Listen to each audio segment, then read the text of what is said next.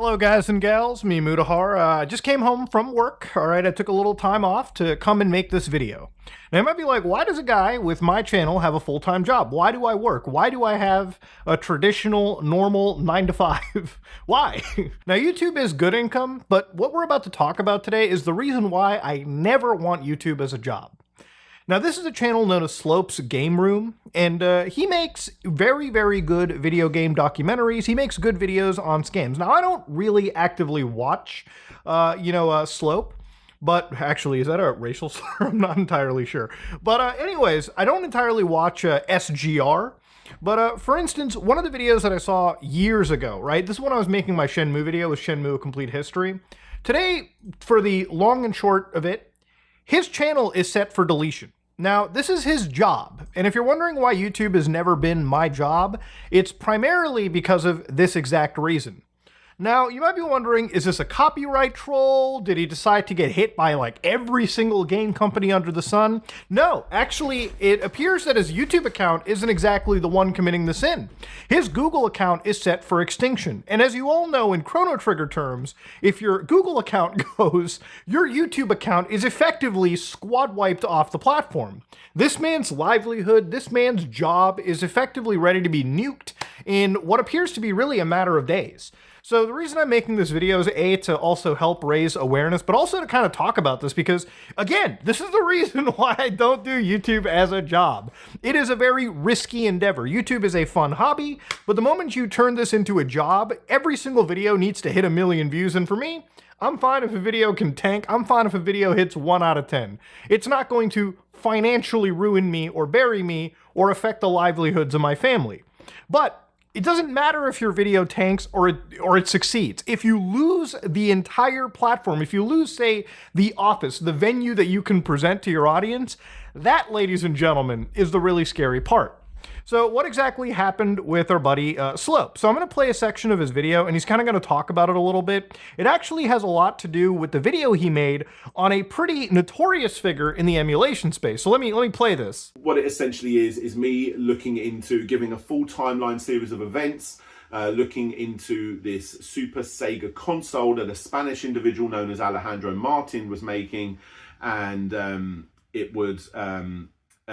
turned out to be a massive scam. Now hold on, I had to freeze frame. I thought this looked like Todd Rogers for a second, but no, this is apparently some Spanish guy who made a FPGA-like console, or was apparently making one that had a whole set of controversies. We're actually going to look a little bit more at this, because what has happened over here is kind of the Streisand effect, and it actually isn't even entirely this guy's fault.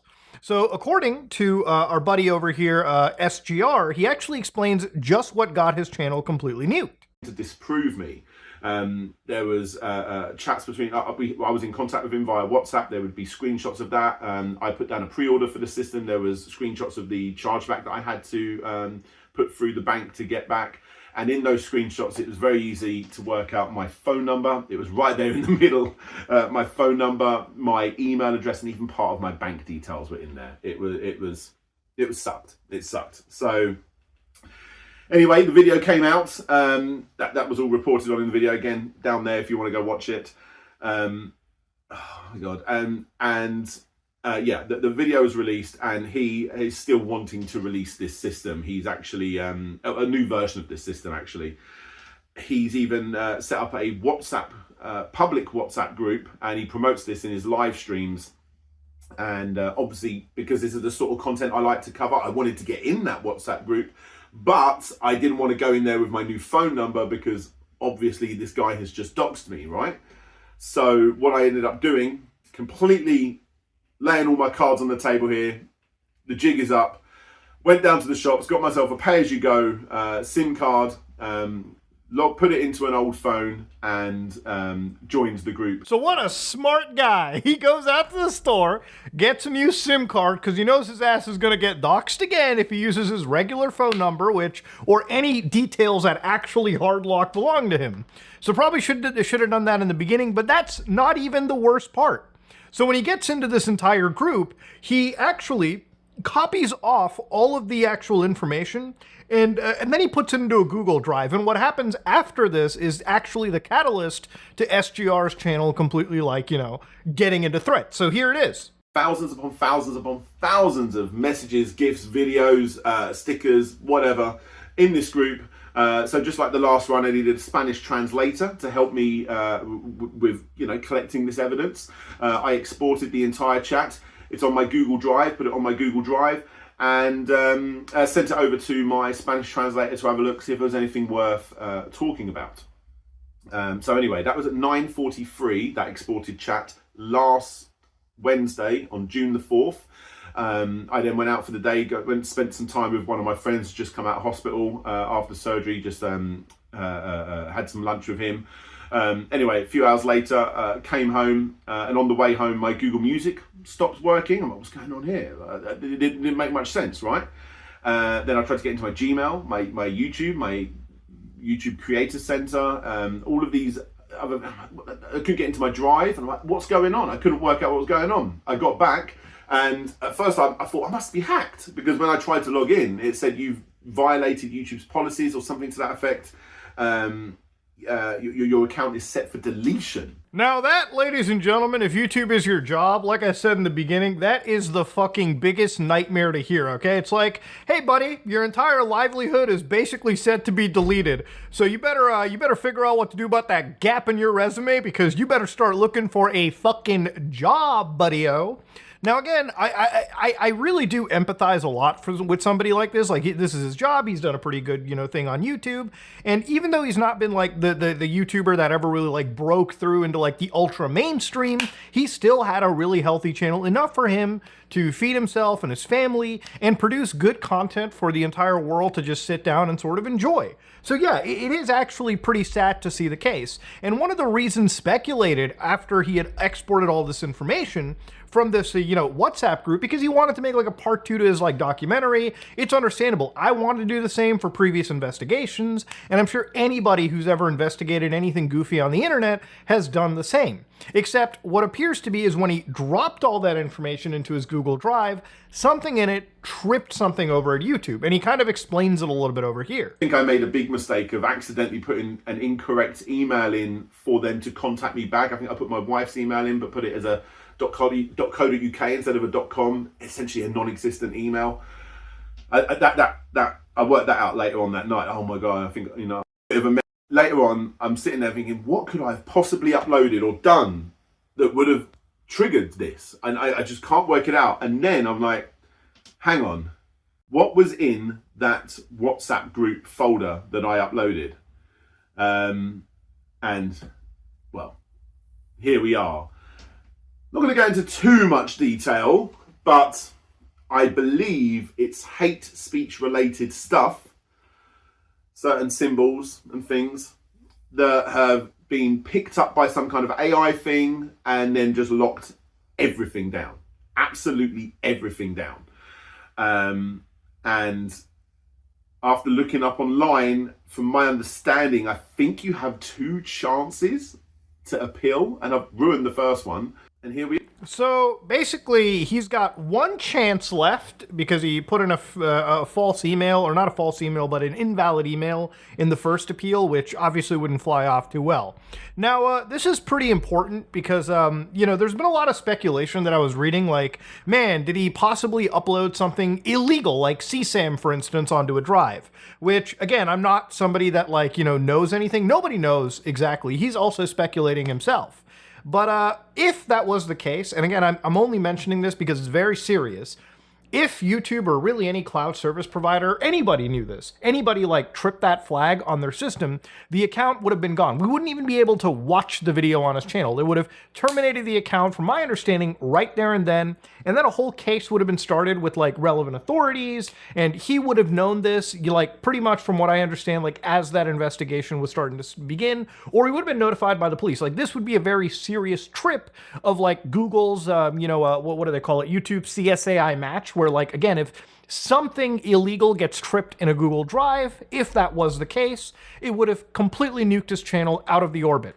So again, his speculation is something hate speech related showed up. So from my understanding, there might have been some, I would imagine, like hate symbol, like maybe something, I don't know, the swastikas or whatever the fuck, right? Like something could have shown up. Maybe a YouTube, like, or not YouTube, but like a Google Drive AI moderation tool probably opened up one of the screenshots. Again, if this is true, like scanned through, like did all like the complete like mapping of like words, and probably found something that tripped its flag, and then immediately put his channel in for deletion. Now, this is a little alarming to me because the other reason I want to make this video is like I use Google Drive myself. Now, I'm not posting, anti-Semitic, hateful, like, shit in there, like whatever. But, if YouTube moderation is just flipping through people's files, not YouTube, but Google Drive moderation, and they're looking for things that trip a flag, right? There's a lot of things that can trip an AI. Just because you have something that is quote unquote hateful inside that Google Drive, right? Like, first off, who determines exactly what is hate speech? But who can an AI really determine the context of what that hate speech was? He clearly does not seem like somebody that is, part of some, hate speech organization. He's not part of some like neo-Nazi group, from my understanding. It doesn't seem that way. Now, one thing I wanted to see in Google Drive's terms of services over here was this TOS that applies to Drive, Doc, Sheets, Slides, blah, blah, blah. If you go all the way down in hate speech, they do say do not engage in hate speech. Hate speech is content that promotes or condones violence against or has the primary purpose of inciting hatred against an individual or group on the basis of their race, ethnic origin, religion, disability, age, nationality, veteran status, orientation, gender identity, and anything else. So similar stuff that you would see on something like YouTube. Now, this leads me to believe that I don't think YouTube is just automatic, or it's not YouTube, sorry, Google Drive is not automatically like AI like scanning every single thing. Maybe there was a report done. Remember, this guy also just, apparently according to him, got doxxed. So I wouldn't doubt that there's some level of harassment headed towards this guy. Now, the other thing that also comes out is one of the reasons I mentioned CSAM earlier, and this is from like Koffel Law, like an actual law firm wrote this, where in the state of California, a father took, naked pictures of his, kid for a doctor, by the way. Okay, so this was completely valid. This was a medical photo that he had actually sent to the doctor, and an automated tool used by Google flagged the account and triggered an actual 10-month criminal investigation, which is one of the reasons why I said it can't be this, because this would trigger, he would know very well that, he has tripped this specific flag. But this just shows you an issue with things like AI moderation, right? Like, the AIs don't know the context. They just look at the actual image material and they think, yeah, this seems very problematic, right? Why would you have this? And because of that, somebody actually ended up being investigated for, in this instance, innocent photos that were taken for medical reasons, obviously for an issue regarding their actual toddler, right? Which, again, it doesn't mean that, like, these sites are actively breaking your privacy, but there is scanning going on. And, if we're to believe SGR, the scanning was probably tripped off of something in that in the materials he backed up from that WhatsApp group, if his words are true. And that's what has caused his account to basically be at the end of its rope, unless he, gets a successful appeal. When I investigate things like cryptocurrencies, I don't even like download all the Telegram stuff, because if I download entire group chats and like channels, there's a pretty good chance that something illegal might have been posted. And just me downloading something, it's not me wanting to have illegal stuff on my system. It's just literally because I cloned an entire channel or server, I could have an illegal file or an illegal photo, which is the reason I don't do it, right?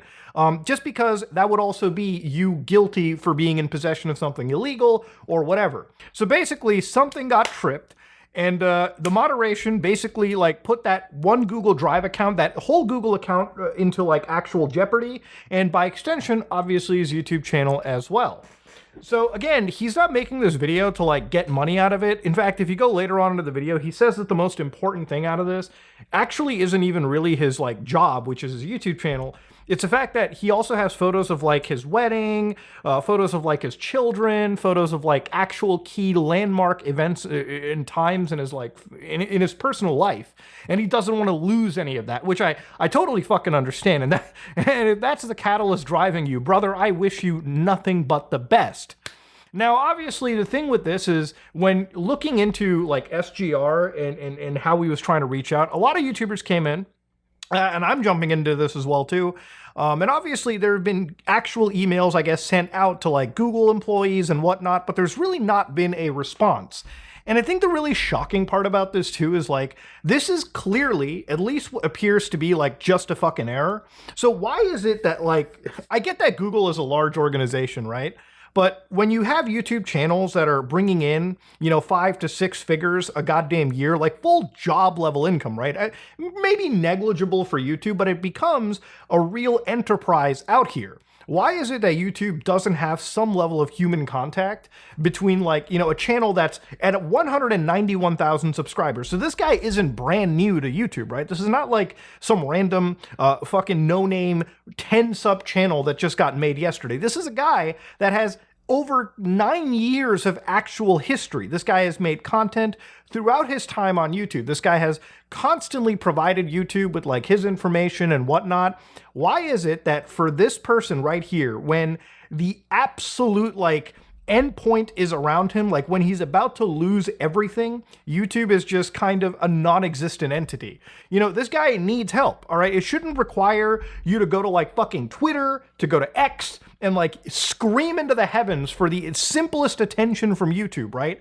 It should literally just be, you get in touch with somebody over at Google, right? And you just explain to them, listen, this is not, this is literally like, I'm not an actual, I'm not some person spreading hate speech. I had it tripped the moderation filter. You could have explained this very well. It does not need to be a situation where we have to be making videos and screaming to the void for all of this. He was a man that was doing investigative journalism, and he fucking lost his main platform in the pursuit of that journalism, which I think is a very important context that if somebody at YouTube was just able to like see, this wouldn't be the issue that it is right now. Now, to go to the guy that he was covering, this is the channel Super Sega, and from my understanding, it's not even really him who's done any of this. But again, this is the guy, this is just him like uploading videos of him like cooking around. It actually is goddamn disgusting. But to go into it, right, like one of his channels over here, if you go down, you can literally find that he has the group, the WhatsApp group in the actual description here. So if you go over here, you can actually access this WhatsApp group, and I would not access this if, I were you, just because I don't know what kind of information you're giving up. I don't really use any of this. Like, this is actually the first time I've seen somebody do this instead of, like, normally this would be Telegram, but it is WhatsApp. But let's say that, our buddy SGR gets hit by Google's moderation. This dude's put it into the link in the YouTube description. How is this not hit? It makes no sense. People can just click here, go into the actual WhatsApp group, and see the stuff that apparently isn't okay, or at least, if the story is true, isn't okay with like Google's terms of services, right? I mean, this is one of the reasons why people have like link trees here, usually so that they don't put their actual OnlyFans, because I understand that would be against YouTube terms of service. So they just use like a separate service as like a in-between, so you don't violate TOS on these platforms. But this is just like happening completely out in the open. Now, for anybody that doesn't know, this like fucking dude is just a traditional, like from what I understand, like an actual scammer based on what I've seen. So here he is in like a Lamborghini, or I believe this is a Lamborghini, talking about his Super Sega device. And again, this is the Super Sega console, which for anybody that has no idea what the Super Sega console is, this is apparently an FPGA console this person was building. And you can just plug in all of your Sega games and just play them on your big television screen, right?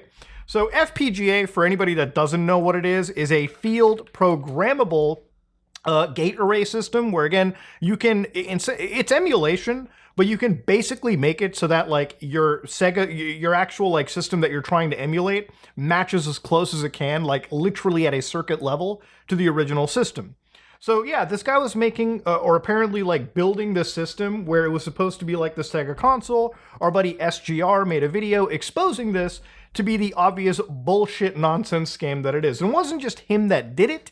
There was also like entire write-ups that you can go to. This is actually one of those points where the moment you actually get to look into like this whole situation, this is like one of the most niche, like scam dramas that I wanted to kind of cover because, again, it's in the emulation wheelhouse. So, for instance, one write-up from like Big Elk in 2025, the Super Sega Crazy History, basically was where they talked about the same console. And like 10 months ago, there would just be like this footage of people playing Crazy Taxi, or like the actual company or like the group behind it showcasing this system. Now, Alejandro Martin started uploading more and more videos showing off that FPGA console, each one being more unprofessional, strange, creepy, and suspicious. A few times he even uploaded videos to his official Super Sega channel that had nothing to do with Super Sega.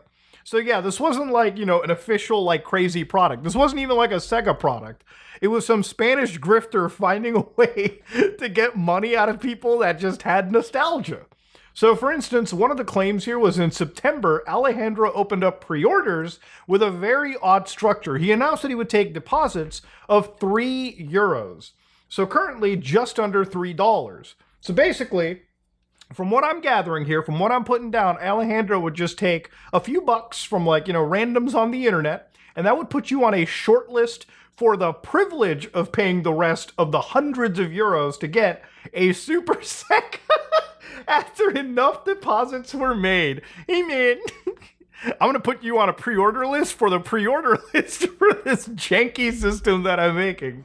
So again, to go into this, right, unless enough deposits were made, showing enough interest to go into production, everyone would have had their €3 refunded. If at least 500 deposits were made, then Alejandro would let you know that he'd go ahead with accepting the rest of the cost directly from your bank account. He even felt honest enough to warn buyers that he would take the remainder of the cost at any time.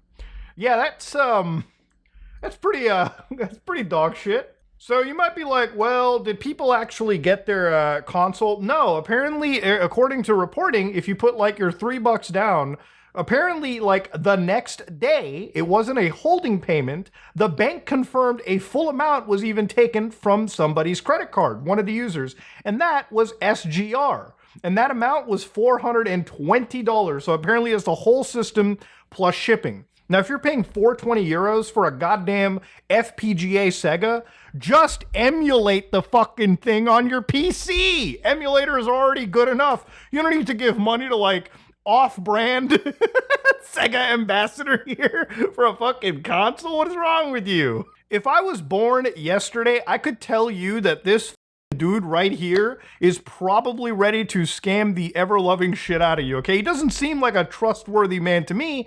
He seems like a guy that found enough like people on like WhatsApp who had nostalgia and was like, yeah, just give me a few bucks. I'll make you that console that you really want. So eventually, in order to make this scam work, it seems like that our buddy here decided to actually get rid of that like I guess design that they had and went with the Mr. FPGA. So something you can build yourself right now, something that you can do yourself, something you can put together way cheaper than this shit right here, the 400 plus euros that were being siphoned out of people's bank accounts.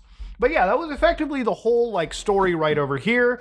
And it's in fact, if YouTube does take down SGR's channel, I do at least recommend you guys to at least watch his 2-hour-long documentary because he produces a pretty good timeline on this nonsense right here. But yeah, this is just a story of YouTube and Google's moderation, seemingly going out of their way to shut down a pretty innocent channel over here. Because look, SGR does not seem like the kind of guy that is doing anything illegal. And normally I don't even think I'm the best judge of character, to be honest with you. I mean, I'm really not, but he doesn't seem like the guy that has anything wrong going on, from my understanding. So, he seems like a guy that earnestly downloaded what appears to be a scumbag's WhatsApp group, somebody who is totally okay with kind of like just stepping into the emulation game space and seemingly just, siphoning dollars or euros out of people's bank accounts for a project that honestly probably could be replicated at a far cheaper scale. But he downloads this guy's WhatsApp group, and the WhatsApp group probably is filled with some pretty heinous material. And I'm not going to jump into the WhatsApp group to necessarily confirm it myself, but given me covering this kind of stuff, I'm not going to be shocked if that turns out to be the case. SGR takes that information, puts it into Google Drive trips something, and here we are. Basically, the person who is advertising this group on his channel pretty openly, and not only advertising it, but also just, seemingly scamming the audience. Seemingly, of course, allegedly scamming the audience, just kind of gets away with it. And the guy who's exposing it is the one that ultimately may lose his livelihood. It's a topsy-turvy world we live in. And honestly, I'm hoping YouTube steps in. I'm going to try reaching to my connections. It's interesting, too, like if you're a YouTuber, no matter how big you are, it always feels like your connections change every, 6 months. So I'm going to see who I can reach. I'm going to hopefully get in touch with somebody. And at least I'm going to try on my end. And hopefully I do urge, other creators to kind of help this guy out because, at the end of the day, when you're a YouTuber, you're kind of sharing the space with everyone. And regardless of all our differences, it's always better we come together to help each other out, as opposed to stay in our little bubbles, especially in crises like this. That said, if you like what you saw, please like, comment, and subscribe. Dislike it if you dislike it. I am out.